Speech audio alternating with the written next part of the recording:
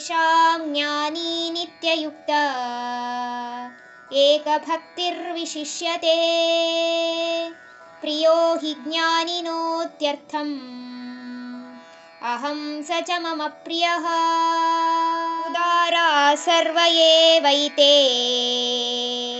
ज्ञानी त्वात्मैव मे मतम् आस्थितः स हि युक्तात्मा ಮಾಮೇವಾನುತ್ತಮಾಂ ಗತಿಂ.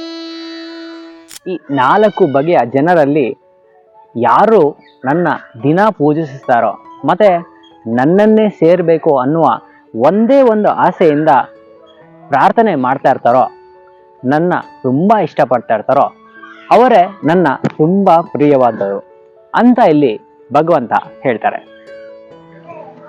ಮತ್ತೆ ಈ 4 ಬಗೆಯ ಜ್ಞಾನಿಗಳಲ್ಲಿ ನನ್ನ ಮತ ಬಂದು ನನ್ನನ್ನೇ ಬಂದು ಸೇರುವಂತಹ ಒಬ್ಬ ಬುದ್ಧಿವಂತ ಜ್ಞಾನಿಯಲ್ಲೇ ಆ ಬುದ್ಧಿವಂತ ಆತ್ಮ ಸ್ಥಿರ ಮನಸ್ಥಿತಿಯಿಂದ ಸತತ ಪ್ರಯತ್ನದಿಂದ ಅವನ ಜೀವನದ ಅತಿ ಅಮೂಲ್ಯವಾದ ಗುರಿಯಾದ ನನ್ನನ್ನೇ ಅವನು ಬಂದು ಸೇರುತ್ತಾನೆ ಅಂತ ಇಲ್ಲಿ ಭಗವಂತ ಹೇಳಿದ್ದಾರೆ.